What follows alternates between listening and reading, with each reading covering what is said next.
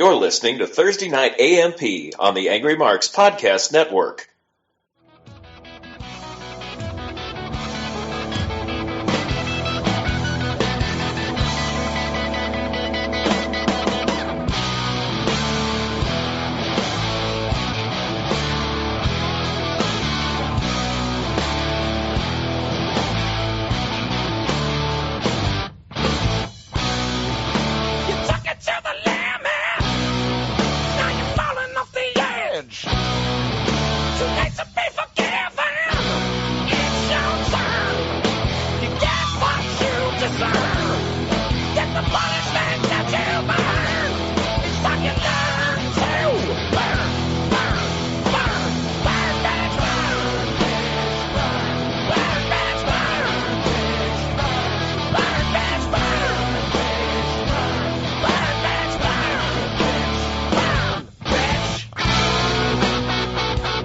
Hello and welcome to the Thursday Night Angry Marks podcast.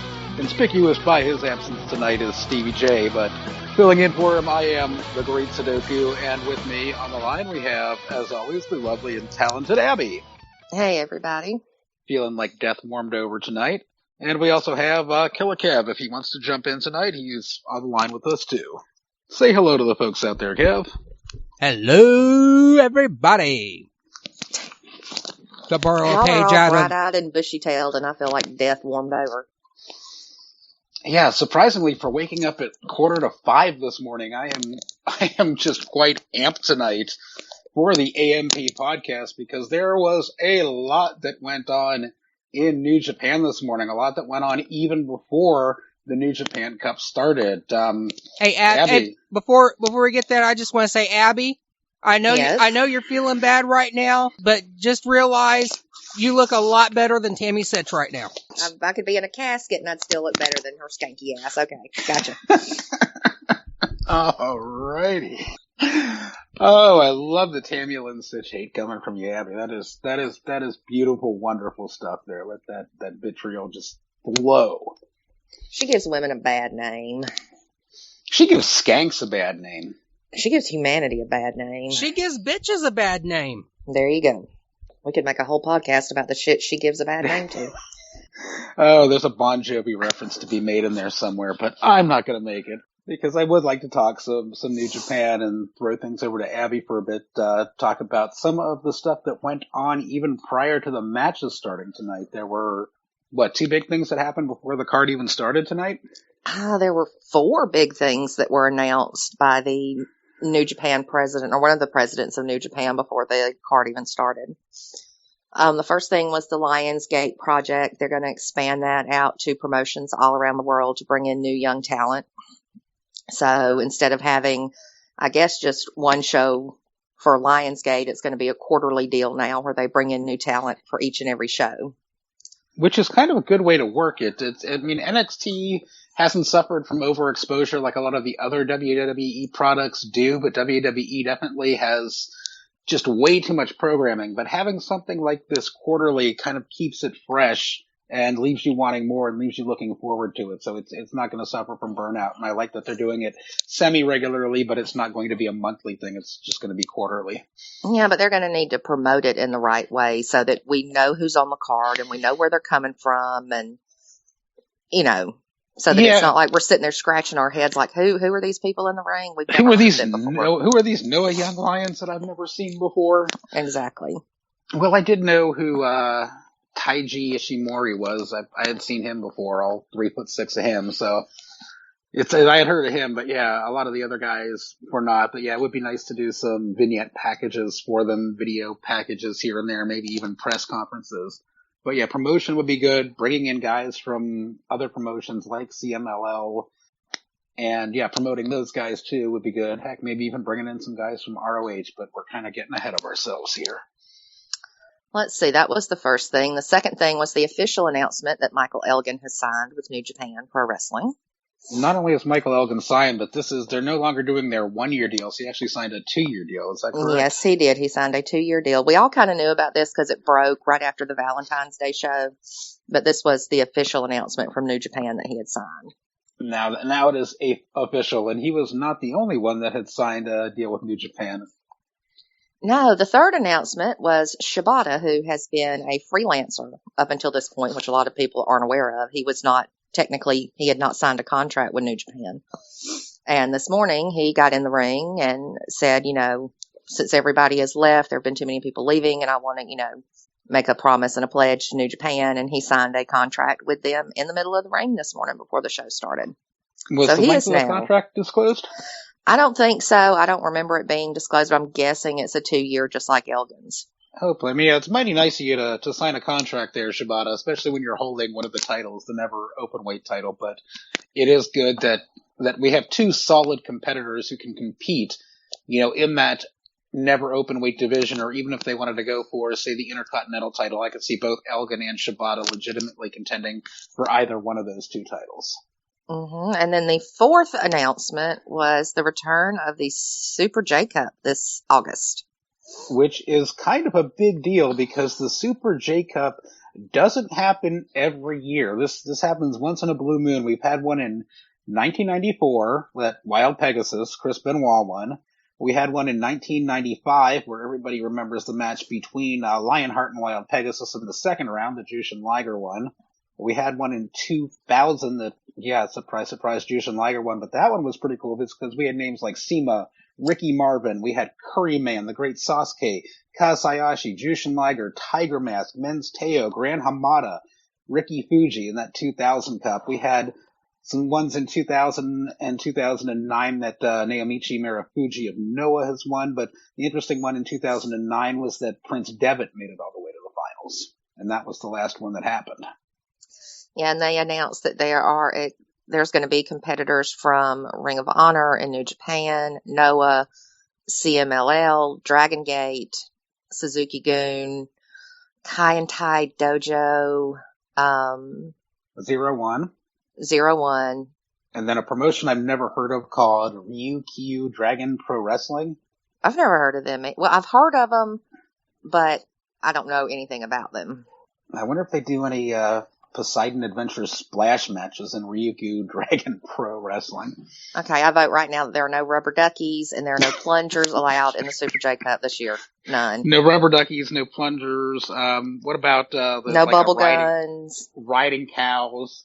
No plastic giraffes with no necks. No pool giraffes, that's what it was. No bicycles with the wheel put upside down and grind somebody's head on the wheel like that had to hurt. A grindstone.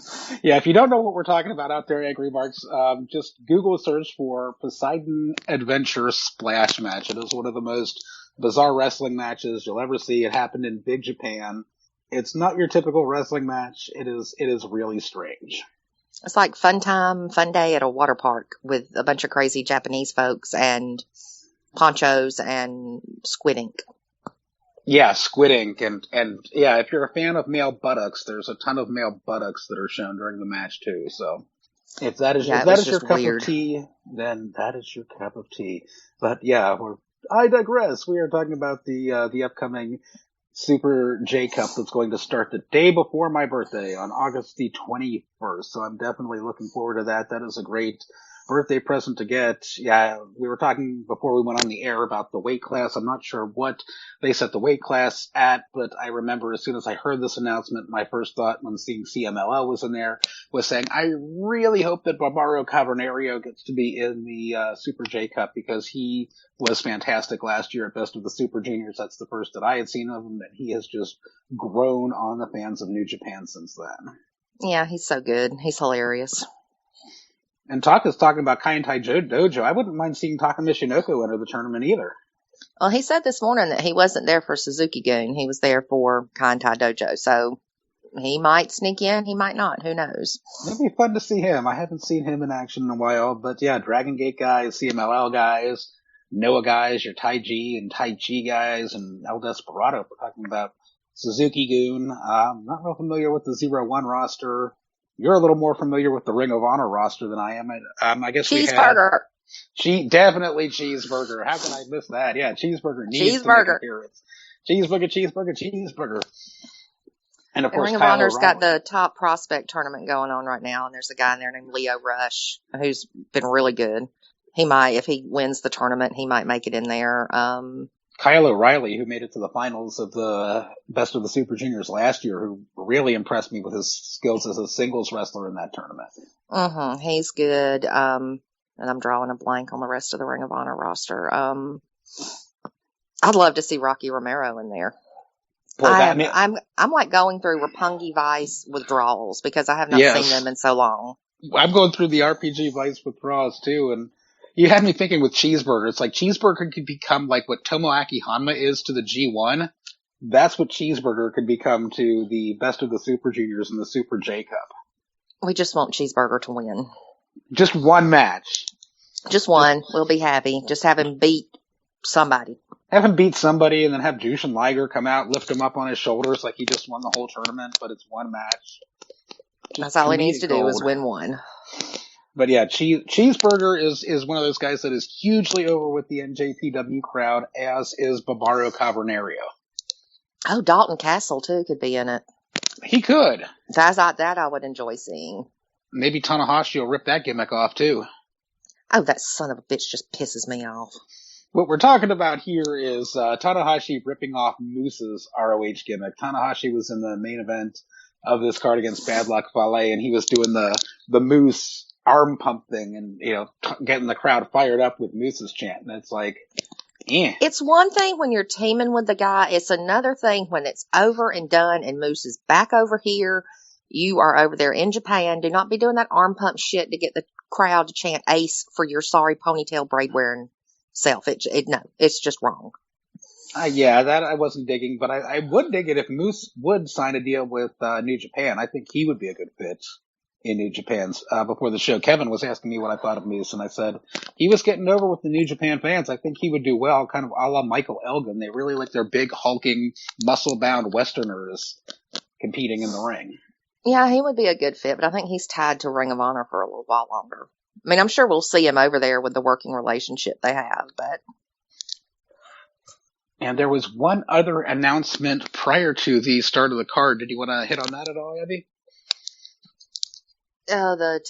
What other announcement? The Tiger Mask anime? Yeah, the reboot of the Tiger Mask anime series. They announced that this morning, and that the New Japan roster, will be doing voices and will be making appearances in the show itself. And the president of New Japan said, WWE can't do this. They sure can't. Yeah, I mean, who would want to see a Saturday morning John Cena cartoon? I don't want to see an any day John Cena anything. A Kalisto cartoon, that would not fly too well. Not even on the WWE network. I mean, they need content, but yeah, I don't think a WWE based anime would garner one fan. They own like 80 years worth of great territory footage, and they can't add that shit in there. You would hope that they could. I mean, heck, they could release those old WWF cartoons from back in the day. Oh, they did, but when Hogan went on his racial rant, they took him off. Oh, that's too bad. Yeah, that came off. It was up there for a couple of weeks, and then, all that Hogan crap started. Oh, well. Well, Hulk Hogan sucks, but what didn't suck was the New Japan Cup, and I'm sure there's plenty you want to talk about in the opening matchup that went on in the New Japan Cup. Oh, yes. My spirit animal beat the sleaze. And how exactly did he beat the sleaze? Because this is what just made it complete gold. This was great. I mean, Takahashi attacked Yano before he even made it to the ring. Beat him down, hit him with a chair, then got up on the ring apron and committed blasphemy of the highest degree by ripping up the Chaos DVD and tossing it to the crowd. And the ref is counting this whole time. And in New Japan, you've got a 20 count, not a regular 10 count. Mm-hmm. But a 20 count to get back in the ring. And Takahashi's on the apron, and Yano manages to get up, hit Takahashi with a low blow. Takahashi falls off the apron, hits the floor. Yano rolls in the ring, beats the count out, and Yujiro gets counted out. So that is how Yano won. The brain of the evil, he won. This was great because, as Abbey said, it wasn't just Yano, but it was also another one of Abbey's favorite wrestlers, Cody Hall, who was attacking Yano at ringside. And as Abbey mentioned, there is a 20 count in New Japan Pro Wrestling. At the count of 15 was when Takahashi began ripping apart Yano's DVD and throwing it to the crowd. Right around the count of 17, Yano gets up, low blows Takahashi on the apron, rolls back into the ring as Takahashi rolls to the outside and gets the countout victory. It was nothing but pure and classic Toru Yano, and it was a great opening to the tournament, and this just was Toru Yano in a nutshell. It was classic Yano. He always manages to do something like this during every tournament. And with Yujiro Takahashi, it couldn't happen to a nicer guy. This is true. And I guess Mao was sleeping in or went to bed early because I tweeted that we wanted Mao, and I didn't get any response to that or see her post anything at all. I don't think she went after. I don't think she was on board this morning. Nope, Mao was not with us, but the Sleaze and Cody Hall had to leave the ring dejected after his loss. Oh, man, it's so sad. Match number 2 on the card, we had Hiroyoshi Tenzan taking on Michael Elgin. This was about what you would expect from those two. It was good. You have the seasoned veteran in Tenzan, and you have the just big hulking brute in Michael Elgin. The one thing that I was surprised at in this match was that Tenzan was actually able to lift up Michael Elgin and hit him with that Uranage rock bottom type move that Elgin just barely kicked out of. They had some really good near falls during that match. That I enjoyed. It's like 2 7/8 counts, and it was like, It was so close. And both of them got them. It wasn't like just one of them was getting those near falls. Both Tenzan and Elgin both got them. It just went back and forth, lots of near falls. Elgin won it as only Elgin can by powerbombing Tenzan into the corner turnbuckle padding, picking him back up and delivering an Elgin bomb and picking up a pinfall victory. It was a good, hard-hitting match. Like I said, basically what you would expect from those two. It was a good, I really want to call this the opening match because Yano versus Takahashi just seemed more like a comedy spot. It's than Yano. It did an actual match. It's Yano. That was kind of the appetizer where this was kind of the beginning of the main course here. This was course number 1. It was good. It's about what you would expect. I think somebody said on Twitter that it was better than it had any right to be. It was, but then again, you have Michael Elgin in there, and Michael Elgin is awesome. Yes. And one of the crazy uncles. Oh, yeah. I don't like Tenzan. He's not my favorite crazy uncle.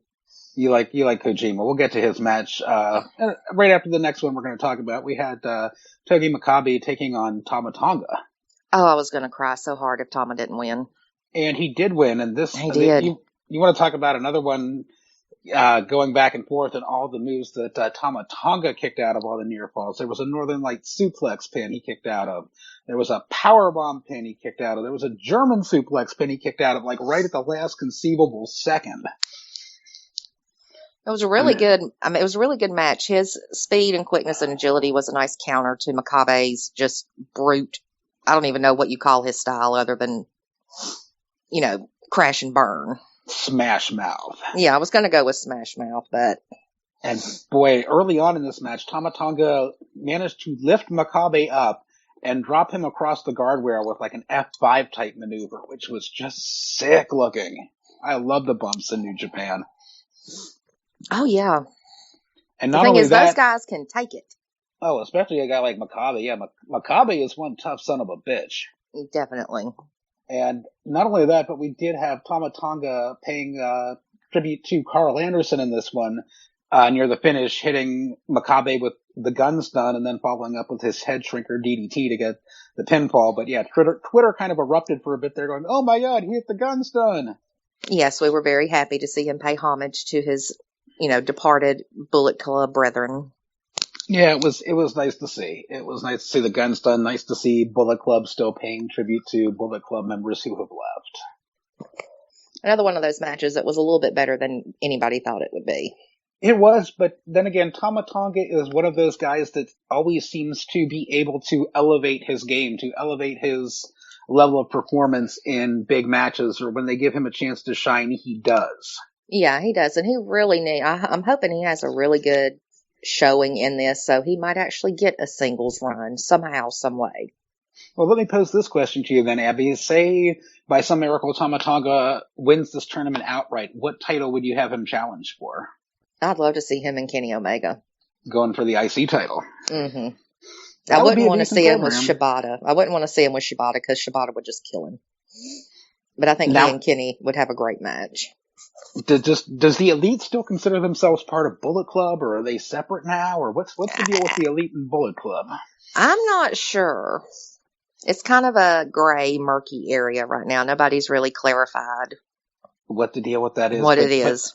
Regardless if it was two factions fighting or inter-faction fighting, a Tama Tonga versus Kenny Omega matchup for the IC title would be one hell of a match. Because those are two guys that can really elevate their game when they need to, as we have seen when Kenny Omega beat Tanahashi, and here with Tama Tonga raising his level against Togi Makabe. So seeing those two in the ring definitely would not suck. Not a bit. And we come now to your favorite crazy uncle. We had Satoshi Kojima taking on the man with the head of steel, Tomoaki Honma. This was another one that was better than it had any right to be. And I was sitting there watching, it's like, okay, I'm really not a fan of either one of these guys. If I had to pick one after all that shit with Honma, I would pick Koji to win. But to see Honma counter Kojima's lariat with a Kokishi, that was insane. That was kind of cool. Yeah, Kojima went for a lariat, and Honma, dove at his arm with the headbutt to counter it. It was like, it was very inventive, and yeah, there was a really devastating spot that I liked in this match where Kojima delivered a Kojima cutter to Honma on the ring apron. That just was painful. Honma takes all of these crazy ass bumps, and he must be just indestructible. Indestructible, crazy, or a little bit of both. Of both. And yeah, our finish in this one, there was a kick out by Honma from a cozy lariat at 2.8, but Kojima says, here, eat a second one. Gave him a second cozy lariat. Honma did not kick out of that one, and Kojima did end up picking up a pinfall victory in this one and moving on. Yeah, I don't think anybody expected, the tag team champions, either one of them, to move on.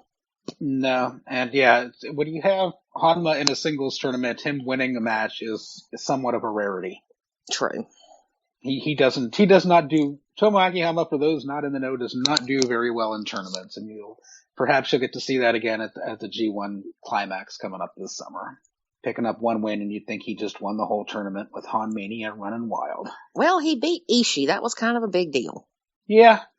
He beat a big guy in Ishii, who'd be in action later on in the night. But yeah, that was his one victory in the 2015 G1 Climax. And if you subscribe to New Japan World, you can go back and watch that on the New Japan World website. Yes. 999 yen a month. It is the best. $8 and however many cents per month. It's less than $9. It's less than the WWE network. You're getting much better action. We'll get our cheap plugs in now for New Japan World because they absolutely fucking rock. I think it's $8.78. That's what I got charged yesterday. Okay, so it's going up, but it's still under $9. You're still paying less than $9. And very worth it. I was surprised that we did not get an intermission at all during the show here. It just kind of went from beginning to end. We had a little break in the middle with kind of like champion versus champion and the Gracie Killer. We had Kushida and Katsuyori Shibata teaming up to take on Kazuchika Okada and Kazushi Sakuraba. Yeah, and I don't know what Shibata's problem is. He forgot his damn Never Championship in the back. Yeah, he was the only one of the champions who did not come to the ring with his title. No, and I think he said in an interview a couple of weeks ago that he doesn't really pay attention to it. He just forgets about it, and sometimes he'll come out with it, and sometimes he won't. Well, you need to pay more attention to that. Get that title over.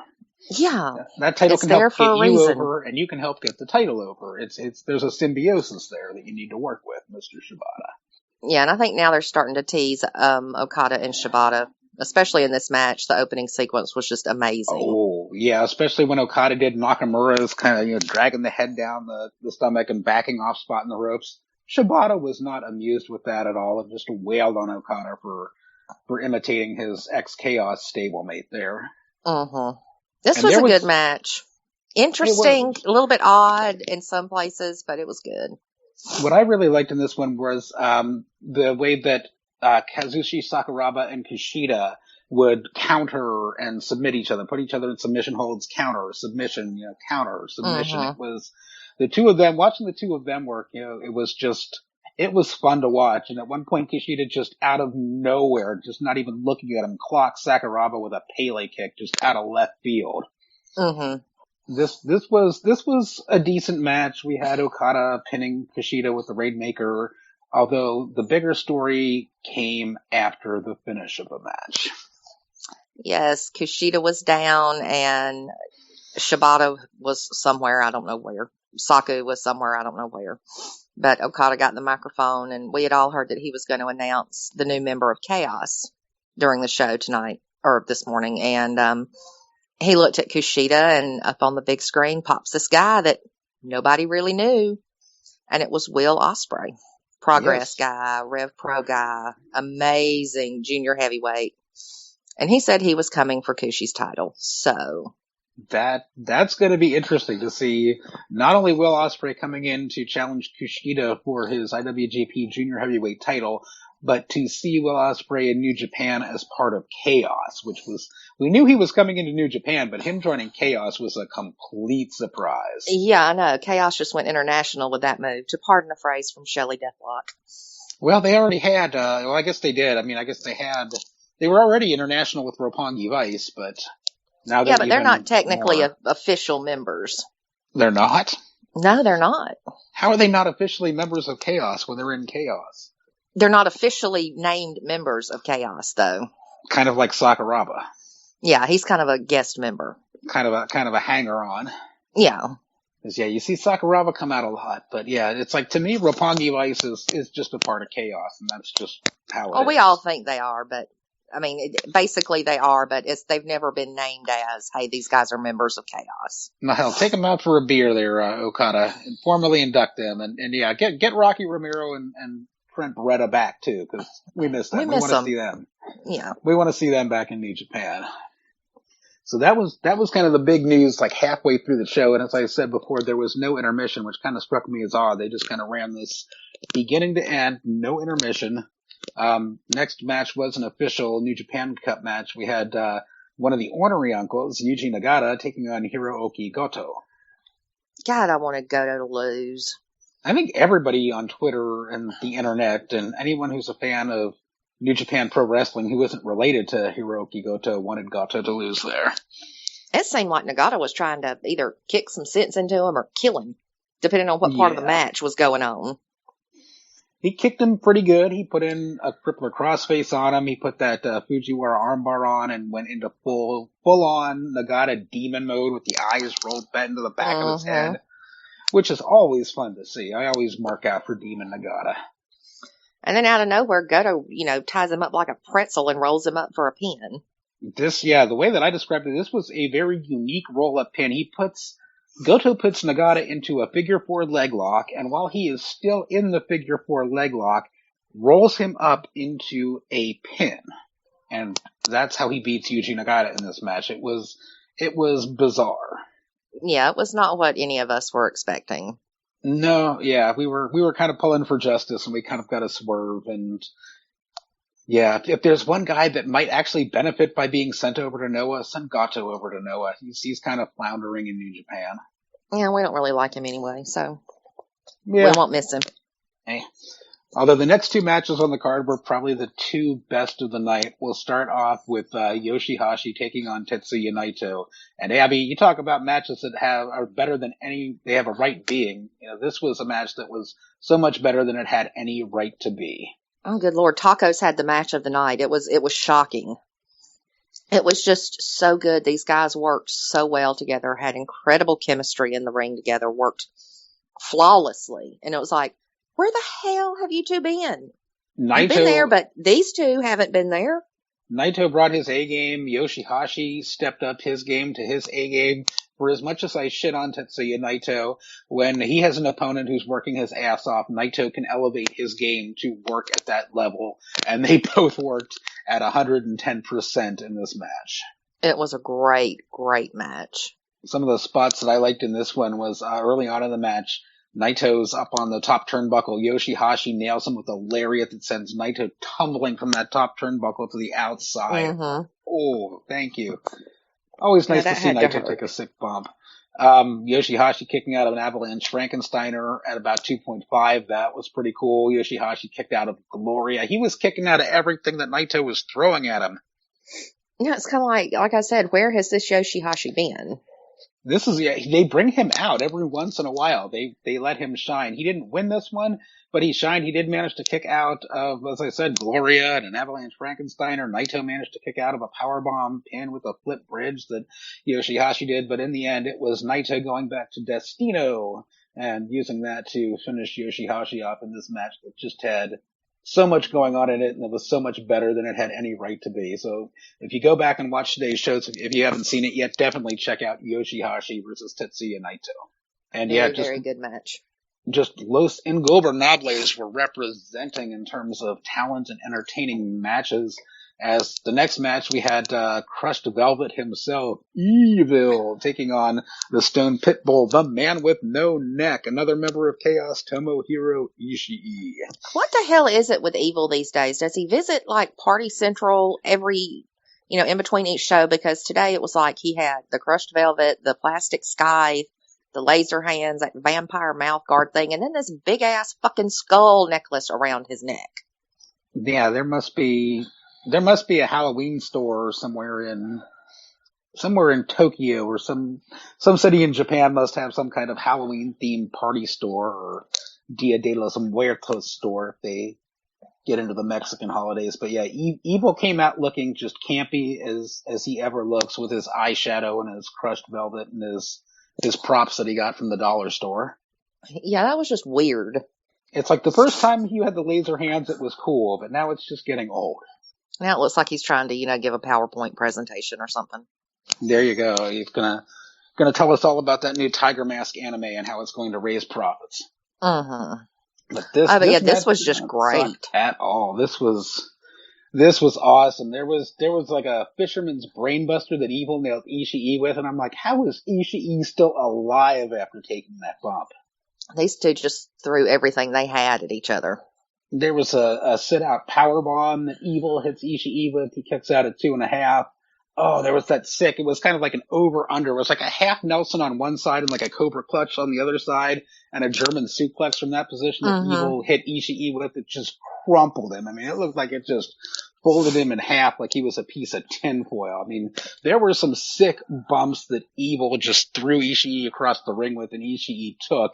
And then a little bit of role reversal. We had Tomohiro Ishii hitting Evil with an STO and a lariat, but Evil still manages to kick out. I know, this was Watanabe's best match since he's been back.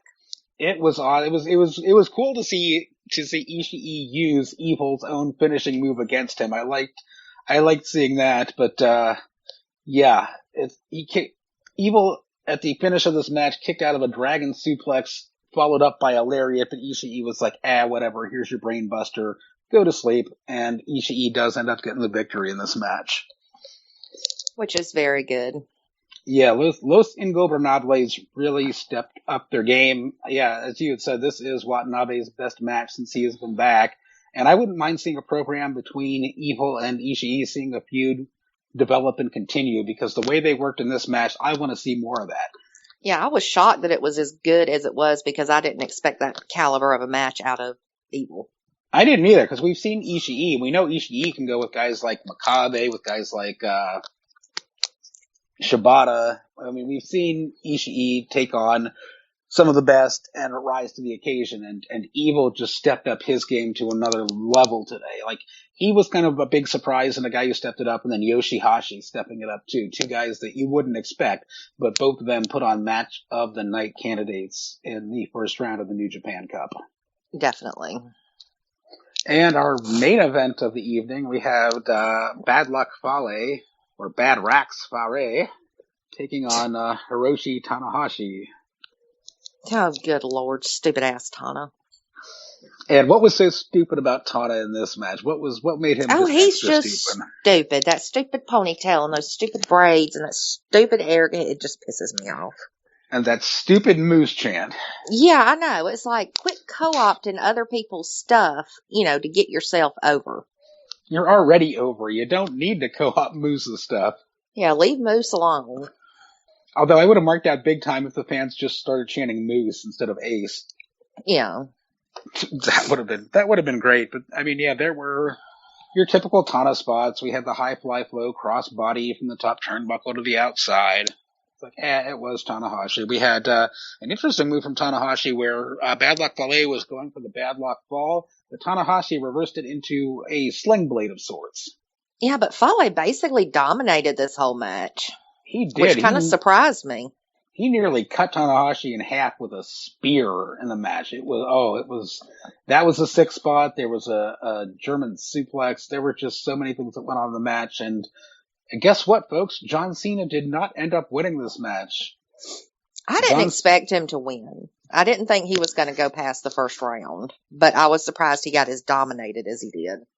He did, and we got to see the Bad Luck Fall as a finisher, which is good to see Bad Luck Fale hit that. Usually he'll win with like the lifting lariat, but to see him use his actual Bad Luck Fall finisher and use it to finish off the ace, so to speak, in John Cena-Hashi there was pretty, I mean, it was a decent match, but it couldn't compare to the two that came before it. Not even close. And it's like, yeah, the Evil versus Ishii and the Yoshihashi versus Tetsuya Naito match. If you haven't seen this and you're pressed for time, if you just hop on New Japan World and want to pick up 2 matches from this, watch Yoshihashi versus Naito and watch Ishii versus Evil. See exactly what we're talking about here. Those were the two best. And we now have the matchups that are set to go on at stupid o'clock tomorrow morning. Yay! Or this morning, I guess. Yeah, tomorrow morning, I guess it would be. But yeah, for March the 4th, 2016, round number 2, we have Michael Elgin taking on Bad Luck Fale. That should be an interesting one. It'll either be good or it's going to suck rocks. Hopefully Fale can up his level of game to where Michael Elgin is, and we can see something like we saw with Evil and Tomohiro Ishii. Yeah, but I fully expect Elgin to win. I would hope so. Yeah, you're saying that your pick to outright win the tournament is Michael Elgin. Yeah, if Yano can't win, my spirit animal deserves his moment in the sun. But if he can't win, I'm placing all my bucks on Elgin. And if Elgin wins the tournament, what title would you have Elgin chase for? I want him to go after Okada. That would not suck. I would like to see that too. Although him and Shibata would be good too, but I would like to see him go after Okada because who the hell else is going to challenge Okada? Yeah, we have Other seen than everybody. Shibata. We've seen everybody in New Japan take on Okada already. It's been there, done that. But yeah, Michael Elgin is an infusion of some fresh blood. That would be an entertaining matchup. Yeah, can you imagine them going 40 minutes in a main event? Oh. That would be awesome. Win, lose, or draw, Michael Elgin would kick the crap out of Kazuchika Okada. Yes, Okada would be walking funny for a couple weeks. Okada would be woo. Even if he came out still holding the title, he would be good and woozy. Uh-huh. Match number 2 for tomorrow, we have Tama Tonga taking on Hiroki Goto. Probably stupid ass Goto will win. I'd love it if Tana wins, but yeah, I'd like to see Tama Tonga win too. I don't see what the point of killing this momentum he has now would be against somebody who is just completely crickets to the crowd. It's just somebody who's just completely cold that the crowd doesn't care about, that the internet doesn't care about, that nobody seems to care about it. Why would you put Hiroki Goto over Tama Tonga when you just had Tama Tonga win in such impressive fashion? Well, I mean, I can see them having Tama lose simply because of the challenge that was made, for the tag team championships. Like, why would we have had him challenge for the tag championships if we were going to have him win, the New Japan Cup? So I can kind of see the logic there. Yeah, but I don't see the logic with Goto winning. I wouldn't have Tama Tonga win it outright. Yeah, I would have Tama Tonga go over Goto and then maybe have him lose to somebody like Elgin in the next round or Tetsuya Naito or someone like that. A big name. Have him lose to somebody who's bigger in size and stature or a more seasoned veteran. But yeah, keep his momentum rolling and have him beat the guy that nobody likes in Goto. I'd really like to see Tama Tonga pick up the win there. Not holding my breath for it, but that is what I'd like to see when I wake up at stupid o'clock tomorrow morning. Uh-huh. Third match on the card, we have your favorite of the crazy uncles, Satoshi Kojima, taking on your spirit animal, Toru Yano. I would love to see Yano just somehow sneak out a win in this one, but I doubt it. Yeah, and Yano, since he didn't get to tear the turnbuckle cover off in the match that he had with the sleeves today, it would be nice to see him get in there and take the turnbuckle padding off and just whap Kojima with it. Yeah, that would be nice. Or smack the back of his head that isn't bald. Paintbrush. See the paintbrush spot on Kojima, but I'm sure we'll see the spaz chops and all of the usual fun Satoshi Kojima spots. Yeah, I see him advancing, though. I don't see Yano advancing. Yeah, I can't see Yano making it past the first round, but it was fun watching the way that he dispatched Yujiro Takahashi in the first match of this card. That low blow countout victory was... See, WWE, take note. Yeah, the way you're doing it with Big Show and Kevin Owens, that sucks. The way Toru Yano did it, it works. Uh-huh. And then our final matchup for the New Japan Cup taking place tomorrow is Tetsuya Naito taking on Tomohiro Ishii. I want to say Ishii because I honestly see Ishii and Elgin in the finals with Elgin going over. Because I see Naito winning the G1 this year. So I'm going to bet that Ishii somehow manages to beat Naito. Yeah, I'd like to see Ishii win this one too.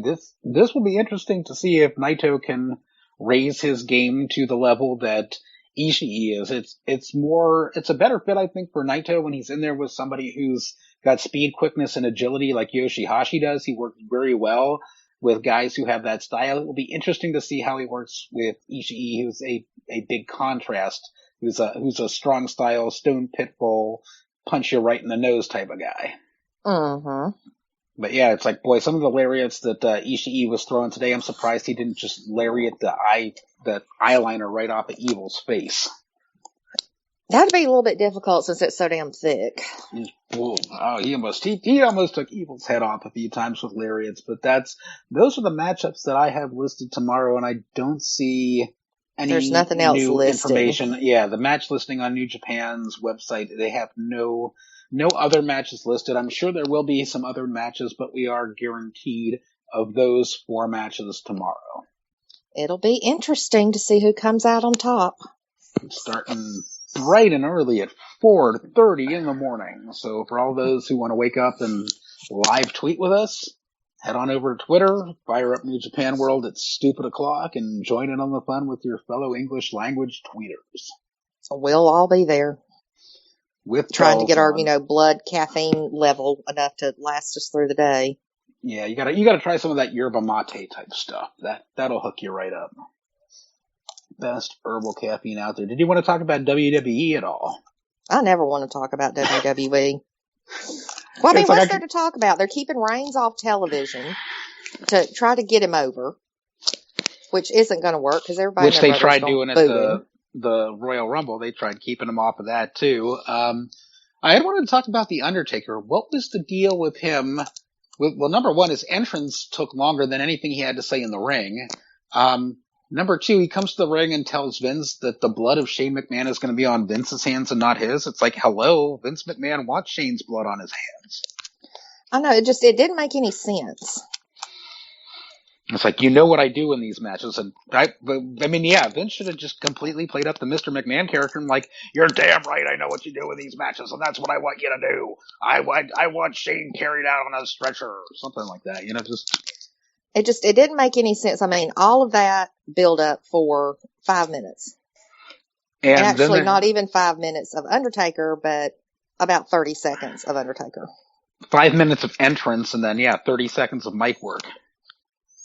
That was ridiculous. That was ridiculous. Another thing that's, I don't know if it's ridiculous or not, I kind of like it, is that kind of never say die attitude of Dean Ambrose. Yeah, there's been a little bit of a rumor going around that if Roman Reigns' rhinoplasty or nose job or whatever the hell that walking shampoo commercial got done to himself last week doesn't heal properly in time for WrestleMania, that they'll put the belt on Ambrose and have him and Brock headline the show. That would be so much better than having I know, that would be Samoa and so Cena much come better. back. Yeah. But I mean, like I was saying last week on the podcast, it reminds me a lot of when Jeff Hardy took on The Undertaker and just wouldn't stay down. Well, that, and then it kind of reminded me of Perry Saturn when he said, thank you. Mm-hmm. I mean, it was just, that build. Reigns will never get the response that Ambrose does. It's never going to happen. And WWE has got a perfect face in Ambrose, a great way to turn Reigns heel, but they're not going to do any of it because Vince is a stubborn, out-of-touch old man. Yeah, he is. Boy, I put him in my death pool. I hope he dies this year. I don't want him to die. I don't wish death on, well, I don't wish death on a lot of people, but Tammy Sitch, maybe. I don't want anybody to die, but I just wish he would realize that it's not 1984 anymore, and pushing somebody like you pushed Hogan isn't going to work. Having just one top guy doesn't work. Do you foresee Shane McMahon coming out of WrestleMania having one control of Raw? No. You think it's just all some kind of big tease and trolling the internet fans who want something different? Vince McMahon just kind of once again saying, screw you guys. Pretty much, because I don't see Shane sticking around. He left for a reason, and I don't see him coming back. I think he was tired of being under his father's thumb, and he got away from it. I don't think he wants to get back in that position again. He did, although I don't see why you would introduce the storyline the way you did with that shootness to it, with that twinge of realism where he's saying, ratings are down and profits are down and, you're booking complete shit. It's like, why would you have that storyline and say, I want to take this in a new direction only to have it killed? Because that just proves that Vince thinks that what he's doing is best for business. And I hate to use that phrase, but that's what it is. It's a big fuck you to the fans. Like, I know what I'm doing. I know what's best for you. You've heard through the years that one of Vince's favorite phrases is, learn to eat shit and enjoy the taste. This is another one of those situations. And there was a lot of shit that went down on Monday Night Raw. I mean, there's shit in terms of like, oh my god, why the fuck are you booking this? Where we had Sasha Banks and Becky Lynch battle to like a no contest essentially, where neither one of them gets to advance, so they have to face each other again. Yeah, and when they face each other again, it's a double DQ, so instead of just setting up a triple threat at Mania, you go through all this crap to set up a triple threat at Mania. And there was shit like that, and then there's just like shit like, okay, these guys are old, I don't want to see them in the ring again. We had the Has-Beens versus the Has-Beens, the Dudley Boys taking on the Usos. I'm so sick of the Usos. And so, yeah, they have no appeal and no charisma. It's like, okay, they're Samoan and they're sort of related to The Rock, but yeah, they don't have the talent and the charisma The Rock had. No.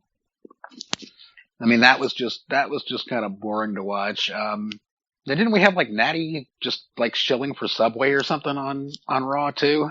Yeah, just a weird ass backstage product placement skit. What was up with that? I have no idea. It goes from beauty tips on Raw to eat a Subway sandwich. Well, I guess it's better than having her fart all over the place. I don't ask me to think like WWE creative because they don't think, and I have a brain. So. And then we had Bray Wyatt cutting a promo, and yeah, he's just nowhere near the promo artist that Cactus Jack was. It's like he was trying to kind of channel that off his rocker, crazy, screw loose in the head, although I'm a genius type thing that Mick Foley does, but yeah, he's not even a quarter of the promo artist that Mick Foley is. They've destroyed the Wyatts, all of them. It's sad because Bray could have been something really special, but they just ruined it. There's something about foursomes that the WWE just has a way of burying. We have the Wyatts that they bury. We have the League of Nations that are a fucking joke. We have the Social Outcasts who are another fucking joke. What is it about factions of four in the WWE that just doesn't work? They try to do too much with them. They overbook or they underbook or they just don't even book. It's like just shove them out there and make them do something. They're filler. And they know they're filler. And that's one of the things that I think worked with the 80s wrestling was you didn't treat the filler like it was filler. It's like even your guys like Hacksaw Jim Duggan, when they were out there, they were larger than life and they had the crowd behind them. They're never going to win the world title, but when they're out there in the ring, they're not being treated as filler. Well, the one thing that I feel, and this is probably, I'm in the minority about this, but one thing that the Monday Night Wars killed off that really hurts the product now is enhancement talent. Jobbers. Yeah, jobbers, because back in the 80s when you would tune in to any show, it wasn't Ric Flair and Dusty Rhodes every week. It wasn't the Road Warriors and the Steiner Brothers every week. It wasn't Hulk Hogan and, Savage every week. It was Hulk Hogan taking on Art Washington. Yeah. It was this guy and a jobber. That having that enhancement talent is how you built up angles. It's how you built stars. And these days, the Monday Night Wars killed that. And I think if you tried to bring them back now, fans aren't going to sit through, a 4-minute squash match because that's not what they're accustomed to. I mean, I wouldn't mind it so much. I mean, yeah, like the social outcasts, you want to turn them into jobbers, fine, have them be jobbers. But then there's guys like for example, the Miz beating Dolph Ziggler. What the fuck are they doing with Dolph Ziggler? I don't even care. They've made it to the point where I don't care about Ziggler anymore. There's very few guys that I care. I mean, they even managed to mess up the Kevin Owens Big Show match. It was just like, ugh. Yeah, I was not happy about that. With a crotching on the rope and a count out. And it's like, well, he did it to Big Show before, so it's payback. I think that was on purpose. It's 50-50 booking, which hurts everybody and helps no one. Which sucks, yeah. Which is the one thing that I'm glad we don't see a lot of in New Japan is that 50-50 booking. Yeah. It's just complete night and day. Yeah, I guess that's all I wanted to really touch on with WWE. Do you see Anderson and Gallows coming back before WrestleMania, at WrestleMania, after WrestleMania? I'll say the Raw after Mania. I'd still really like to see them show up and interfere in some match. I'd love to see them interfere in Hell in a Cell. That would be completely awesome, but I don't think WWE is smart enough to book that. No, of course not. Hey, Kev, because they'll think that nobody knows who they are. But they would, yeah. If it doesn't happen in WWE, it doesn't happen. How many times do I have to tell people this? I don't think Vince understands that, all of his fans, he asked people to tweet on Twitter, the whole WWE universe with things trending on Twitter. Your casual fan is now an internet fan. Your casual fan has the internet. They're going to know who these guys are. And if they don't know, when they see them come on the screen, they can type it into fucking Google on their phone, on their tablet, on their computer, whatever device they happen to have near them. It's not that hard to find out who these guys are. No, not a bit.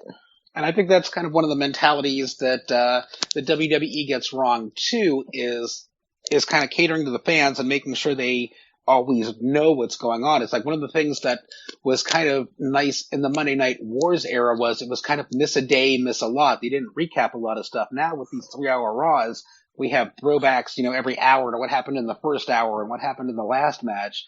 And it's one of those things where if you weren't showing all these replays and recaps and going over what happened, if you would reference things that happened but not, replay them back verbatim, it would garner a lot more interest in your product than just keep regurgitating the same footage of what happened at the beginning of the show.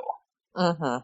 It's kind of that whole miss a day, miss a lot philosophy. And that's one of the nice things about New Japan. They don't tend to rehash a lot of that stuff either. And if I want to find out about a feud, I can go and research it if I want, or if there's new talent coming in, like Will Ospreay, I can go and research him if I want to. But, they're not, force feeding us, this is Will Ospreay, this is why you should know him. It's like, no, he's coming in, he's the new member of Chaos, keep up. Now use the brain you've been gifted with and find out about him. Exactly. It's like, hang on for the ride because we're not slowing down. Exactly. Are you still on the line with us here, Killer Kev? Crickets. Because I was thinking he had wanted to bring Jordan Garber on the line, Jordan J. Garber with the parrot shirts, but I guess he's away from his console at the moment. Oh. Well, that's not good because now it's like the inmates are running the asylum. Yeah, we have complete control of Angry Marks. You will pay for your deceptions. Is there any ROH news you wanted to talk about? I hate to say this, but I'm so fed up with Ring of Honor. I'm not the biggest Ring of Honor fan either. It's like it gives Ring of Honor induced headaches when I try to watch Ring of Honor, but I watched the 14th anniversary show last week. It was pretty good. New Japan won everything they were in, which I couldn't really understand since it was the Ring of Honor anniversary show. I don't understand why all the New Japan guys went over. But apparently to win matches. But, I guess that, Gato's beard beat Delirious's beard and, the better beard won. I don't know. And Ishii held on to his title. Yes, which, I enjoy. He had no fucks to give after that match. Like, come on, I'll kill all of you. Yeah, I did tweet at Will Ospreay today, too, that now that he's the newest member of Chaos, could he please, get a razor to Gato so he could shave that thing that's growing on his chin? Jado has already told me he does not care about that beard. It is staying where it is. Jado doesn't care, but Will Ospreay might. I don't know. He's got a beard of his own. It might be some kind of whole, brothers in facial hair or something. I have no clue. Can Okada even grow a beard? I don't think he's old enough to grow a beard. Yeah, he's like 12. Never seen him with facial hair. I don't. Yoshihashi tries. He's got that little goatee thing going. Yeah, but he's one of those guys that can't grow a beard. Not a full one. Yeah. Yano maybe. Yeah, Yano's just perfect like he is. He doesn't need to change anything. It's like, shoot, you throw a flannel shirt on Yano and you've got a 1990s grunge singer. Yeah, he's perfection. Nothing needs to change with Yano. Same with Ishii. Ishii's just perfect. Nothing needs to change with him. Sakuraba, can he grow a beard? He can't grow muscles, so I'm not sure. He doesn't need muscles. I think he weighs like 60 pounds soaking wet. He can kill you, but he is a tiny little thing. 60 pounds soaking wet, yeah. He is a dangerous thing for being 60 pounds soaking wet. He's a tiny little thing. Let's see if I can't message Kevin here and see if we can get Jordan on the line. Yeah, Jordan, you do that. I'm going to put this on mute for a minute because I've got a frog in my throat and I need to go find a cough drop. Oh, that should be fun. Yeah, you can entertain the people until I get back. Alrighty, Angry Marks. This is the Great Sudoku, and Abbey is about to cough a frog out of her throat there. Yeah, looking at some of these matches that are coming up tomorrow. Just match of the night, by all means, I think should be Elgin versus Fale. That and Naito versus Ishii. I can see the two of them really stepping up their game. But yeah, I see Michael Elgin just giving that Elgin bomb to Padlock Fale. It was nice you won your first match there, Tox Fale, but I see you going down to Michael Elgin there. And yeah, we talked about Tama Tonga and Hiroki Goto. I'm really pulling for Tama Tonga. Keep that momentum going. Granted, he is going after the tag team titles, but please keep that momentum. Don't squash it now. Kojima, of course, is going to win over Yano. And then, yeah, Naito versus Ishii is kind of too close to call, but I'd like to see Ishii winning that one. WWE Raw sucks. Did we find Kevin? We have not found Kevin, but there is something that is coming up on Friday. Tomorrow, is there not? On Access TV. Oh, that's right. Jim Ross premieres as the new voice of New Japan on Access. That's right. So is that at 9 Eastern time? I never know if it's at 9 or 8. Access TV always switches that up. I have no clue. I don't get Access. That makes me sad. That's too bad. For those of you out there in Angry Marks land who do get Access TV, Jim Ross, good old JR's Barbecue, is going to be taking over the reins for the commentary duties on NJPW on Access TV, so you'll get to see some things there. Have they listed what matches he's going to be calling? I know Gato's on the show, Nakamura's on the show, Okada's on the show. Yeah, I've heard how he pronounces Nakamura's name, and it bothers me. How does he pronounce it? Shinsuke. Shinsuke. Oh, Shinsuke. It's one of them Oklahoma things. Yep, Shinsuke. Shinsuke. Sounds like a drink you get in a bar in Roppongi. I'd like a Shinsuke on the rocks. Yeah, I had a Nakamura shirt on today, and my mother made fun of it, so I've officially disowned her, and now I'm up for adoption. Oh, okay.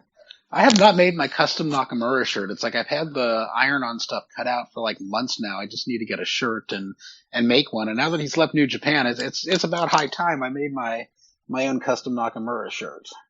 But the next thing that I'm going to customize is I have a gym bag with some kind of corporate pharmaceutical logo on it that I'm going to slap a Suzuki-gun logo over top of. Oh, well, that makes more sense than the pharmaceutical company.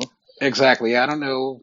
It's some kind of promotional bag that must have been given away somewhere and ended up in my possession. But yeah, I'm going to have it's like I have the New Japan Pro Wrestling backpack. Now I'm going to have the Suzuki-gun gym bag. Oh, okay. Yeah, I'm just trying to see if they're talking about what matches are going to be there, but I'm not seeing the lineup for the New Japan. Oh, that's about all I had for wrestling this week. Is there anything else that you had wanted to cover tonight, Abby? No, that's pretty much it for me. Oh yeah, there's also UFC 196 coming up, and I just know that because I have a friend who's interested in Holly Holm versus Misha Tate, so I know that. I know that's coming up. I'm going to say Holly Holm goes over there, but that's really about all I care about with the upcoming UFC card. Alrighty, well, let's get some cheap plugs in here. We'll throw it to Kevin first. Any cheap plugs you want to make? I have nothing to add. Okay, just listen to Angry Marks. We're on every night of the week with a different podcast here, there, and everywhere. And we'll go to Abby. Some cheap plugs from you. New Japan World. Buy it, get it, keep it, watch it. It's like the best thing out there. Y'all can find me at Top Rope Press and Ringside News and Pro Wrestling Authority, and I'm always lurking around Twitter and being my normal sunny, snarky self at AbbeyBrook2121. And I have just looked it up. 999 yen equals $8.79. So it's less than $8.80. I will also plug njpwworld.com. It is the best $8.80 or 999 yen you can spend in a month. Not only can you watch the New Japan Cup that's going on right now, but yeah, you can go back, watch Wrestle Kingdom, go back and watch Dominion, go back and watch Dontaku, go back and watch the Best of the Super Juniors with Barbaro Cavernario. And just go back and watch it all because New Japan World will hook you up with some of the greatest wrestling action that's out there. I live tweet on Twitter during the New Japan cards. My Twitter is at Great Sudoku if you'd like to follow me. I'd appreciate that. I'm also going to plug DDP Yoga. There's just something about waking up at stupid o'clock and watching New Japan Pro Wrestling that gets me pumped to do DDP Yoga right afterwards. You're crazy. It was a lot of fun, and I'll probably end up doing it again tomorrow. I'm doing the week, the fat burner half-hour workouts, which isn't too bad. It's not quite as tough as the diamond cutter hour-long workouts, but, hey, for getting a workout in before 9 a.m. in the morning, it does me good. Yeah, I'm doing reality sucks and going to work. And then, piling extra work on for yourself by reviewing stuff you hate like ROH. There's going to be a day that will come that I can watch a wrestling show and not have to write about it when I'm watching it. Like, I don't know when that day will come, but it will. Yeah, that's kind of how I am when I'm like WWE. It's like, I don't have to write about this. I can just complain about how bad it sucks. I don't consider that a wrestling show. I consider that, 3 hours of my life I'll never get back. Every single week. So yeah, from us here at Angry Marks, the Great Sudoku, Abby, and Killa Kev, and our friend Jordan J. Garber, we'll see you next Thursday on the Angry Marks podcast.